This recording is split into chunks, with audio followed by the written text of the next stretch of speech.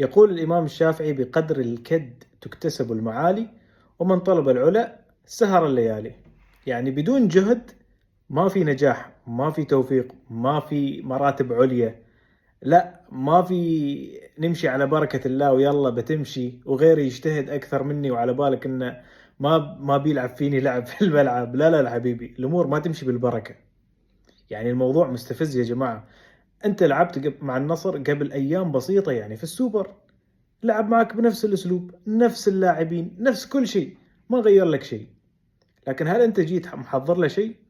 لا. اللعيبه يا جماعه، شوفوا وجوه اللعيبه في الملعب متورطين. اللي يستلم الكره يتورط، ما يعرف شو يسوي. دانيلو يلعبها للموسى، الموسى يرجعها دانيلو، دانيلو لمعاذ، معاذ يرجع دانيلو. متورطين مش قادرين يطلعون اصلا من كثر ما هم متورطين. في مره معاذ طلعها ركنيه، اعطاها باص غلط، رجعها ركنيه وصار التبديل ودخل عبود، ومره ثانيه سوى نفس الغلطه. هذا يرويك انهم مش متمرنين على شيء للاسف الشديد. يعني الوضع على باله، المدرب على باله بس بكلمهم بقول لهم يلا نمشي على الخطه، نسوي كذا كذا كذا، يلا الكل بدون ما يتمرنوا ويطبقوا ويحفظوا. لا بس كذا بتمشي الامور بالكلام بس. اكيد ما بتمشي الامور يا اخوي. لعيبتك منظرهم مؤسف اليوم. وبعدين هل انت ما عندك الاسلحه القويه؟ لا، انت عندك لعيبه زينين بس انت السيء. عندك ديابي، عندك بيرجوين، من افضل الاسلحه اللي تقدر تخترق فيها دفاع النصر اللي متقدم لين نص الملعب. عندك اثنين صواريخ، وعندك كانتي اصلا بعد يقدر يعطيك هالانطلاقات. بس انت هل حضرت شيء؟ حضرت اصلا انك تسوي شيء كذا؟ لا. قاعد تحاول تبني اللعب من جهه معاذ، ومعاذ متورط ومش عارف يبني صح. واللي في الجهه الثانيه الظهير اليمين الجديد هذا، اعوذ بالله من الشيطان الرجيم، نسيت اسمه. المهم الولد كورته على فكره كان يطلع بالكوره افضل من معاذ، بس هل حولت اللعب عنده؟ لا. قاعد تحاول تطلع من اليسار غصب، وقاعد تفشل وقاعد تفشل وقاعد تفشل. والنصر قاعد يضيع ويضيع ويضيع. اكيد في النهايه بيفوز عليك يا اخوي. شو فيك؟ بعدين النصر لما تشوف يا اخي شغل مدرب، رونالدو تحسه مرتاح اكثر. ساديو ماني افضل مستوى له من يوم ما جاء النصر. من يوم ما جاء النصر في حياتي ما شفت ساديو ماني بهذا الثبات وهذا المستوى. جواو فيليكس يمكن افضل مستوى في مسيرته كلها يعني مع هذا الثبات الخرافي. كومان بدايته ما كانت لين هناك، بس خلاص دخل في المنظومه وصار مرعب. بروزوفيتش رجع مستواه بعد ما كان شويه دروب في الموسم الماضي. شغل مدرب يا جماعه. نيجو مارتينيز، اوه هذا الحب يا اخي، والله افتقدناه في برشلونه.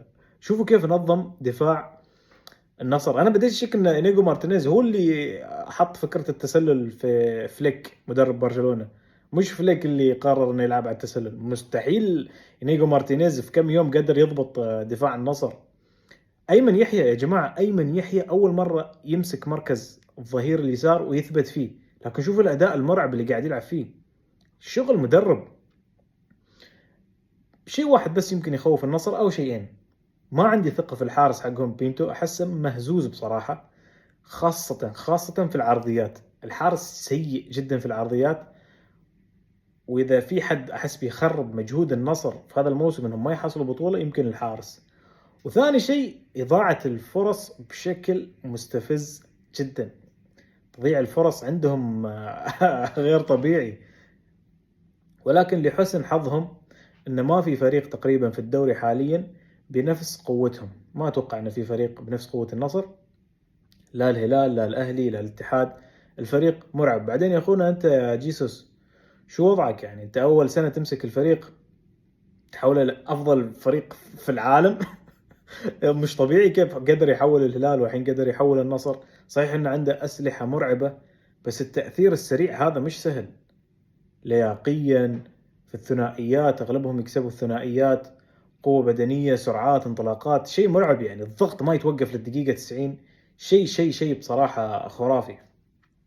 ولا عزاء للأخ لوران بلان اللي متكل على بنزيما ومجهودات الشباب، ويلا بالبركة. والله قاعد كأنك تشوف الكلاسيكو في الموسم الماضي. أنشيلوتي مشيها بالبركة، وفليك داخل وخطة، وكل لاعب يعرف شو وظيفته في الملعب. نفس الشيء النصر، كل لاعب داخل حافظ شو دوره في الملعب. أنا بمسك مين، أنا بضغط على مين، كل لاعب حافظ شو دوره. أما الاتحاد يا جماعة لا تعليق. مبروك مبروك النصر، واضح ان هالسنة سنة بطولات للنصر. بهذا الأداء أنا عن نفسي أقول حرام النصر يطلع بدون بطولات في هذا الموسم. فأتوقع أنها سنة البطولات للنصر، وإذا حققوا شيء فبتكون مستحقة إذا استمروا بهذا الأداء، وأتوقع أنهم بيستمروا إلا إذا لا سمح الله صارت لهم إصابات مؤثرة أو أي شيء يعني.